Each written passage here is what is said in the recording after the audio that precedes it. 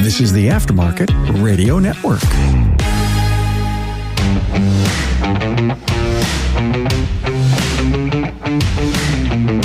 Welcome to another episode of Business by the Numbers. I'm your host, Demarest, CPA with Parmelis & Associates.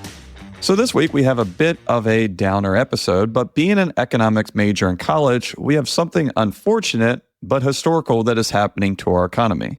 Is it caused by tariffs, oil prices, and what does this mean for your business and your life is exactly what we're going to talk about this week. Before we get into that, I just want to stop and say thank you to you and the rest of the dedicated listeners. Remember, if you have a question or idea that you would like to hear me talk about, shoot me an email at podcast@parmelis.com. Also, want to talk to me about accounting and tax services for your repair shop? Give Parmelis a call or a text, 301-307-5413. And lastly, certainly not leastly, we cannot forget our dedicated sponsors, NAPA and Promotive, for being such loyal supporters of the show. If you need a new shop management system, give Trax a call. If you need to hire the next rock star for your team, give Promotive a call. For over 30 years, NAPA has made selecting the right shop management system easy by offering the best, most comprehensive SMS in the industry. We'll prove to you that Trax is the single best shop management system in the business. Visit them online at napatrax.com. That's NAPATRACS.com. Great news! You now have a hiring partner to help you with the heavy lifting of hiring your next superstar. Introducing Promotive, a full-service staffing solution for your auto repair shop. Visit them online at gopromotive.com. Before we get into anything on this, I have to give you guys a timestamp on when we're talking about this. So this is March 17th at 10 a.m. Eastern time that we're recording this. Apologies to Carmen Tracy. The reason this timing is very important is this stuff is what I'm talking about today. By the time you guys hear this, some of this stuff might be changed, different, etc. Again, like always, we're talking about current events, right? This is stuff that is going on right now. It's less important about the specific timing of what happened today, Monday, March 17th, than the idea of what's going on here. The idea of what we're doing here is this is stuff that I'm interested in. I was an economics major in college. I like investing. Obviously, the financial markets are my job on here. But what I'm hopefully trying to give you guys is an understanding of, you hear about this stuff, you see these articles on the news, on TV, wherever, and I want you guys to at least be able to say, all right, I kind of know what that is. And maybe even more specifically, I kind of know what this economic condition is. And this is what it tells me on what I should do with my business, my personal life. Is your decision right? Is your conclusion from that accurate?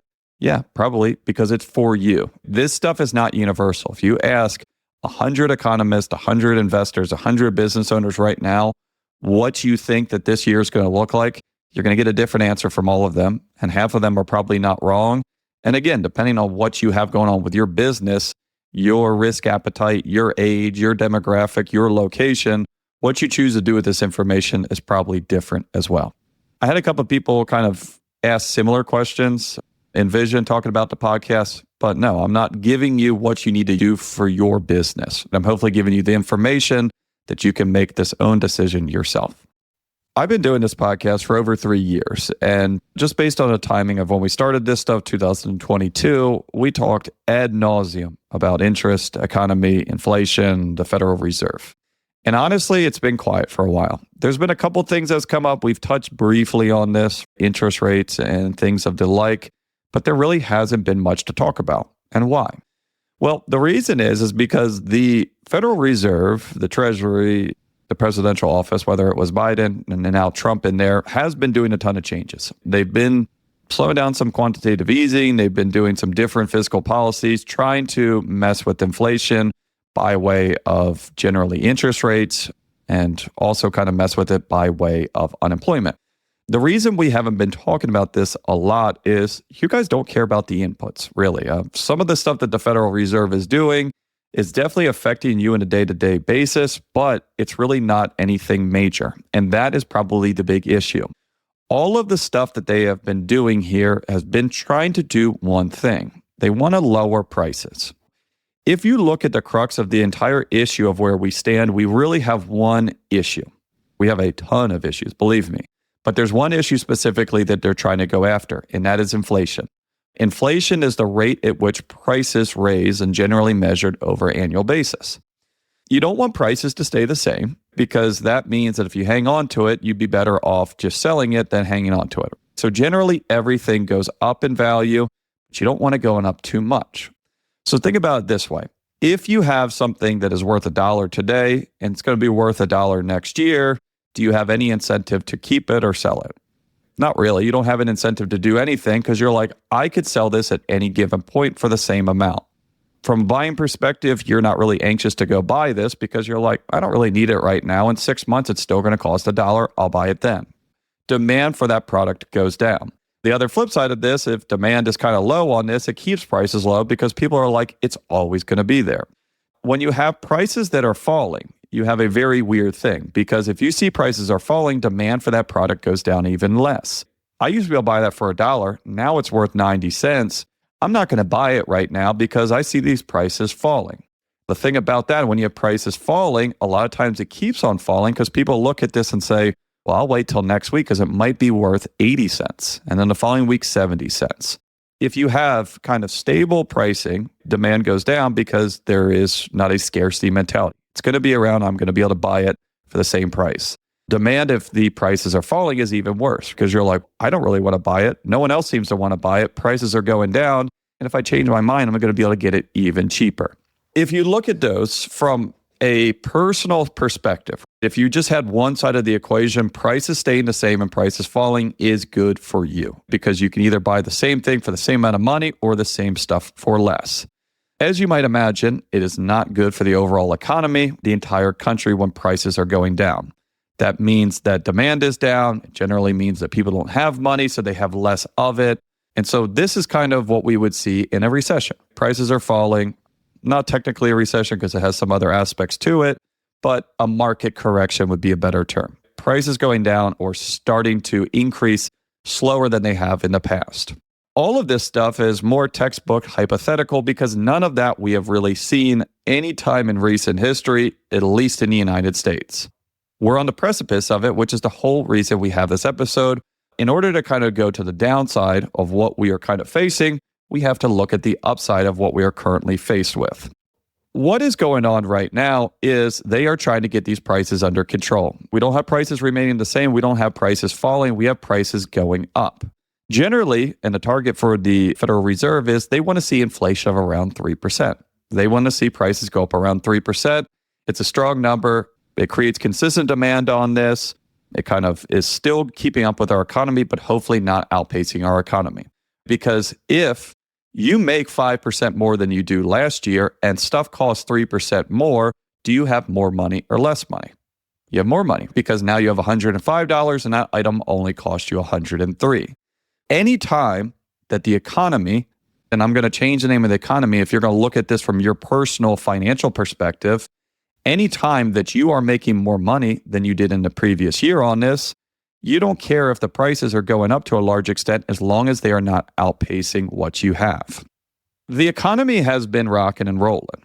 No matter what the Federal Reserve has done, until last week, the stock market was at a record high. GDP looked good, growth looked good on this for most categories on this, but so did inflation. So we had really, really good economy, or your job was paying you really, really well, but the economy right now is completely upside down.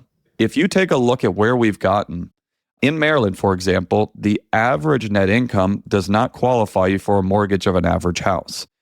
Arguably, if you're in a nicer part of the state, the average net income probably wouldn't even qualify for you for an average rental. And so what we're seeing is prices have far exceeded wages for the average person. The issue that we have right now is we have a tale of two stories. And this is going to make a little bit more sense when we talk about this later.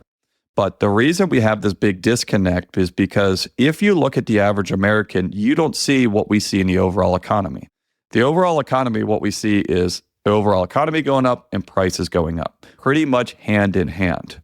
That is for the entire nation. So if you put everyone together, billionaires, homeless people, soldiers, government employees, unemployed people, old people, young people, everyone, that is everyone in the average. However, if you take a look at the average wage earner in America, in the time period that we're looking at, I think that inflation was right around 30%. Now, average wages over that time period went up around 15%. I'll put this into another example. If you look at the overall economy, that thing that cost you $1 in 2020 now cost you $1.30. The overall economy has still been outpacing this stuff. The stock market's at record highs on this. If you are adjusting this for the overall economy is now making like $135. The overall economy at $135 is still higher than our cost at $1.30. However, if you're a wage earner, meaning that you're just an individual in this economy, wages we've seen only go up around 15%. So the reason that the average American, maybe you, maybe your customers, but the average American feels the pain that they do right now is because they're making around $115, and now that same stuff costs them $130.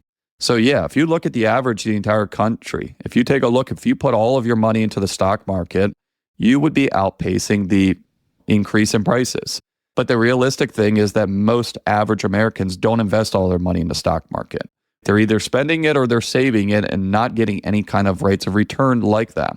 So the average American from this point compared to where they are 2020 is making more money, but everything is costing much, much more than it was then too. So anything that you're making additional is great, but the outflows have significantly increased faster than the inflows have. Why is this an issue we're talking about now? Hunt, I know people are broke, right? I see it on TV. I know my personal finances. What does this have to do with America? Because that exact case is what we see going on in America, and at some point it has to stop. If you look at the average person that can't afford to buy an average house or live, that is something that we have not seen in recent memory. The issue that we have here is just like your business, you have a couple different options on how to fix this equation. We can just sell our way out of this problem. Hey, the economy is slowing down, wages are slowing down. Just like our business, we have two choices. You can increase income and reduce expenses. We all know reducing expenses. We all know how popular that is, cutting social programs on this. So let's say we go out, we want to increase our sales. We want to work harder. For your business, that means selling more hours. For the case of the United States, what does that look like? Increasing tariffs, increasing revenues coming in, increasing taxes, increasing enforcement. There's a lot of different ways that you can do outside of just printing money and things like that. The tricky part about this is if you try to do this by just working harder, like let's say businesses are doing better, the stock market is doing better, people are getting more money, what is that going to do to the prices? Think about the way that you spend money if your business is doing well. Are you more likely to spend money on an optional expense if your business is setting record sales or is having a really, really bad sales month? Naturally, just like everyone else, people spend more money when you have more money. And so that's exactly what we're seeing, is the government and the Treasury and all these guys are trying to have a fine line of, we need the country to do well, we need our economy to continue to grow, but we can't have it grow too much because if it grows too much, it's going to compound the existing problem that we have. Cutting interest rates, right? Increasing interest rates and now cutting them. Some of the different things that they're doing with the tariffs, some of the different repatriation, some of the jobs and domestic production, all of those things are trying to slow down the economy. They're not directly things that are going to help free trade. They're not stuff that's going to help demand. They're hopefully going to be something that's good for United States production and also to kind of cool down the economy.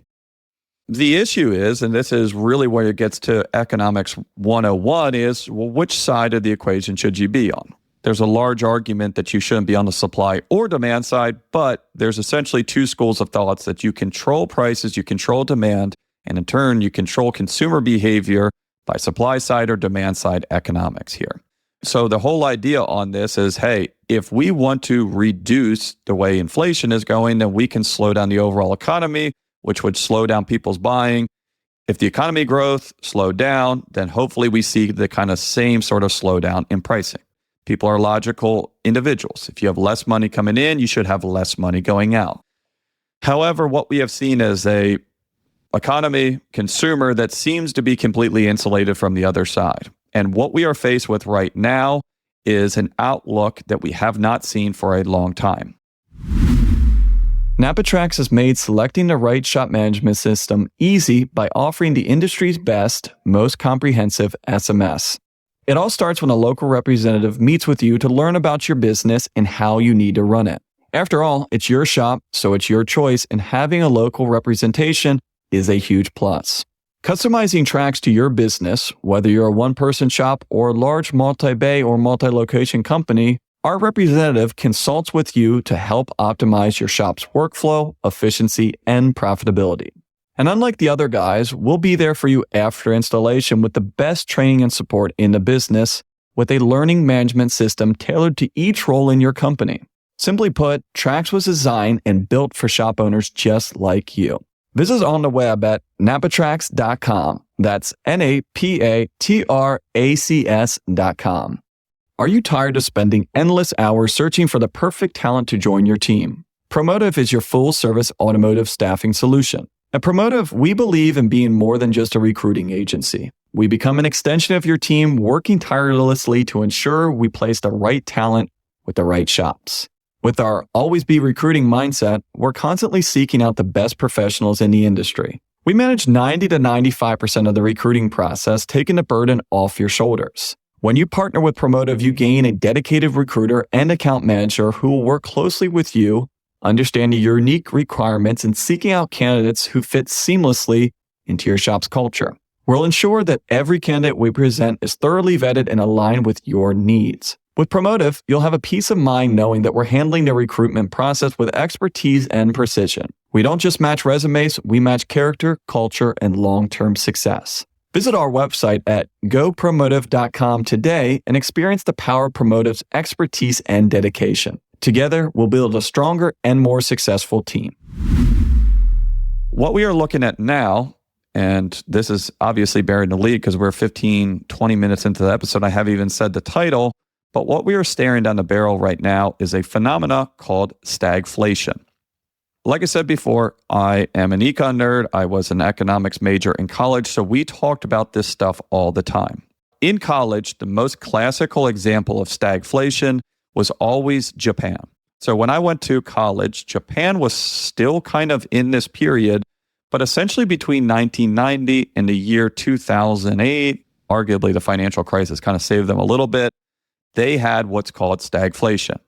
They actually had negative GDP growth. Their market was actually down every single year. If you look at the overall Japanese market adjusted for inflation, was down 75% when comparing it from 1990 to 2008, which means that if you put $1 in 1990, it'd be worth 25 cents in 2009. At that same time that they had negative economic growth, they also had skyrocketing prices. No one had any money. Things were costing more and more. People were getting broker and broker. People had no money. Things were costing more and more. And just like we talked about, when you have falling prices, when you have falling demand, you get lost in this cycle. It is very, very hard to get out of. And like we said, it took 20 years for Japan to do so. For a number of reasons, economy, culture, credit, it's almost impossible to compare what we saw in Japan to the United States. Lucky for us, the United States is a much bigger economy, a much bigger global player in this, and it's held to a lot different standard. But this has happened before in the United States. I'm not old enough to remember this, but a lot of you guys are, and you might have never known the name. But stagflation was a big, big issue in the 1970s. Why are we talking about this week? Hunt, you've talked about this in the past. We've had bad economic numbers, but why is it coming up right now? Why is stagflation on kind of the tip of our tongue, and why are people talking about it? We've been trying to slow down growth, and we've been trying to slow down inflation. We've been doing a good job at one, not the other. So growth has been coming down, the economy has been cooling, but inflation has been staying relatively similar around 3%. The issue here is that if our GDP growth falls below 3% and our inflation stays the same, we are in stagflation because we have a very slowly growing economy and stuff is getting expensive quicker. What we have seen is that inflation number at 3% has been the sticky one. And if we can't keep our GDP above 3%, we don't have any sort of way to control this. We've tried every trick in the book and we can't get these numbers down. Why is this important? It is important, and the reason we're talking about this week is because some updated growth reports just came out. With the tariffs and all the stuff that they're changing, we're not going to get political. It's just what's happening right now. The OECD has updated their growth forecast for the world, but specifically kind of North America because of some of these trade changes and some of these tariffs. The updated report for Mexico is Mexico was not projected to have a very good year as an overall economy on this. The updated forecast is projecting a recession. Is a recession in a bordering country relevant to your information? Yeah. If you're in a border town, city, state, is this going to be relevant? Yes. Does a large portion of our automotive manufacturing and parts and cars come out of Mexico? Yes. If you don't think that that's going to affect us, you're crazy. Where this is even more important is, like you said, how does a bordering country and one of our largest local trade allies have a recession not affect us? Well, it doesn't. As you might imagine, it's probably impossible to avoid any effects of this neighboring country going into recession, so our growth outlook for the United States was updated as well. Before this happened, and I think that this 2.8% number was very, very important on this, but before the update, U.S. growth was projected to be at 2.8% this year. The last current inflation numbers were the same at 2.8%. The projected numbers before was that our economy was going to grow at the same speed that the prices were. Like we talked about before, it's not a good thing, but it's kind of a weird thing where it's not bad yet either. We know that having negative, comparing the two, GDP falling or growing slower than prices is not good.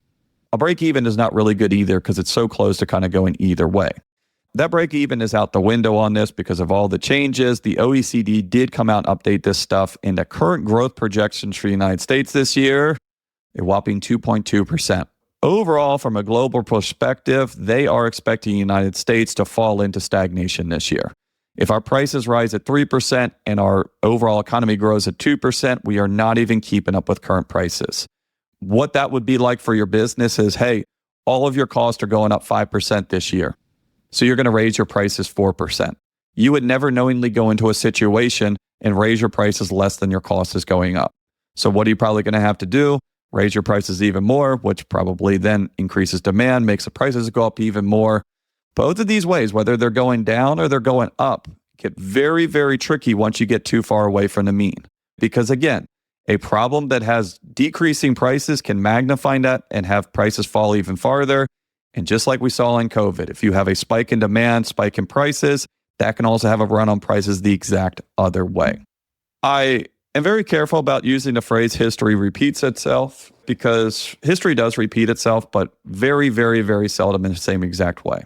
And like I said, this has happened before the United States, and I think it is important to go back and look at least some of the basics. In the 1970s, why did this happen, and what can we use it to kind of be compared to today? 1970s saw a couple of different things. It was the end of the Vietnam War. There was a decline in manufacturing jobs. There was a large oil crisis triggered by OPEC embargo, making oil prices surge. That was when they ruined all the muscle cars in the 70s, put all the emissions garbage on it. You had like a muscle car with 160 horsepower. I mean, just sad, sad times that you guys were in. And they had a bigger thing there, which we don't have right now, which was the collapse of the Bretton Woods system. What was the Bretton Woods system? It was essentially a way to tie currency to make exchange rates a lot less volatile. So a lot of exchange rates were pegged to this one. Once they removed it, volatility, uncertainty, it just went crazy. What really caused this? And this is where we're going to equivalate this to today, right? Of saying, hey, do we have some of the same signs in the 70s that we do currently today in 2025? Oil prices quadrupled in 1973. Do we see that right now? No, but obviously we see it on the horizon. If we're messing with trades, if we're messing with tariffs, we see what's going on with Russia, we see what's going on in the Middle East. This is probably the only symptom that we don't have right now. Oil prices are actually probably falling right now, coming off of the winter. But with the wars going on, domestic production, who really knows? The Vietnam War spending. So one of the causes in 1970 was the high cost of the Vietnam War contributed to increasing government spending and budget deficits, which fueled inflation. We haven't been in Vietnam for the last couple of years, but we've been just about everywhere else. Do you think that some of those increased spending in the defense budget contributed to our inflation right now today? If you want some help on this, I think the government has spent $25 trillion since 2001 on the defense budget. Loose monetary policy. Guys, and these are what happened in 1970. I'm not talking about today. but loose monetary policy. Some argue that the Federal Reserve's focus on lowering unemployment and arguably lowering interest rates for too long and controlling inflation led to the 1970s collapse. Does that sound familiar? I'm not going to repeat that again. I think that I had to mention that this was not from today. And the last one on here, decline in manufacturing. The decline in manufacturing jobs leading to increased international competition and also outflows of money from the United States to overseas where the production jobs have left. But yeah, when I read down through this is not something that I had largely researched. I talked about it in college, but when I started looking at some of the similarities of what we had then to what we have now, the differences are not striking because there's not much. There is a lot of difference that's going on in this economy than what we had in 1970, but arguably all of the symptoms, all of the same problems still exist today. Why is this even more important today than it was in 1970? One of the ways that you can fix this trade imbalance and one of the ways that you can make your economy stronger at the same time is keeping money in the United States and keeping jobs here. Take a look at the average manufacturing, the average blue-collar job today versus 1970s. Think about your town, think about your city, think about your state of how many more factories, more unskilled jobs there were in your areas. Think about some of the major metropolitan cities and how much industry those used to have in the 70s and what they do today. In 1970s, over 50% of the economy was controlled by the middle class. Middle class was the strongest population and they controlled the majority of the money. A little bit easier to kind of get down to the bootstraps and work your way out of an issue if you still had those domestic jobs for these people to go to. Flash forward to today, we've lost most of those domestic production jobs because of a number of issues. It's going to be very, very, very hard to get those back into the United States, especially with current pricing and current labor cost on this. And also, if you look at today, the wealth distribution could not be different. The middle class has been decimated for the last 50 years, and currently over 50% of the GDP is controlled by the top 20%. If you look at the top 1%, I believe they control 25% of the overall GDP. We went from a pretty good-looking bell curve in the 1970s, where the majority of Americans, the majority of the middle class controlled the majority of the money, to an economy that is equally as messed up. But I think that the foundations are even shakier because we have a much, much larger disparity of wealth with the ultra wealthy, and the middle class, as most of you guys have kind of felt, has been kind of the one that's been hit by most of these changes for the last 5 decades. Is this a time to change? Is this deliberate? Is a recession certain? Maybe, but a correction definitely is. A correction is a theoretical or it's a dictionary term on this, but last Thursday we had an over 10% decrease in the stock markets. That is a correction. Is it a red herring? Was it a knee-jerk reaction? We have seen some bounce back on this. We don't know. But what happens on here is not something that we should be surprised about. And the government, the current administration has been very clear about this. So is this all deliberate? Were all these tariffs and all of these trades deliberate to force our economy into a recession? Maybe, but I really don't think so. No one truly wishes for a recession because recession just has to do with GDP growth. It has to do with just killing the economy, and that's not arguably what we're going after. Now, a correction, yes, right? A correction has large extent to do with GDP as well, but you can see that on the price side. There is no getting around this. The prices are the issue, and we need to get our handle on that. The unfortunate thing here is that GDP is probably going to be the lever that needs to be used in order to affect it. They've tried every other option. They've tried a soft landing. They've tried to do things in order to get this stuff under control without seeing a full-blown recession. But right now, it's very, very hard to see anything other than that. When you talk to the current Treasury Secretary about this, he was already bringing up current signs of stagflation, how cautious they are with their words. And most of these guys don't even seem to be cautious anymore. Pretty much you can read the writing on the wall. We're not in good shape right now. Other countries that are in slightly better shape are in worse shape as far as a recession right now. Are we going to be this lucky or is our time coming? I don't know. Be deliberate on this. This is not meant to freak you out. This is not meant for you to go sell all of your stocks and exchange it for gold. But yeah, you'd be crazy to just stick your head in the sand and think everything is going great right now. So as always, please share with friends. If you have any questions, ideas, or comments for a future episode, shoot me an email at podcast@parmelis.com. Want to talk about accounting and tax services for your shop? Shoot me an email at 301-307-5413. And don't forget to check out the rest of the shows on the Aftermarket Radio Network. You can get Craig and Speak Up, Matt Fonslow diagnosing the aftermarket and everything else in between. Chris Cotton and his weekly Blitz. And Brian and Kim Walker with everything marketing for shop owners. So thanks again for joining me on Business by the Numbers. Stay safe out there, and I'll talk to you all next week. You've been listening to Business by the Numbers with Hunt Demarest on the Aftermarket Radio Network.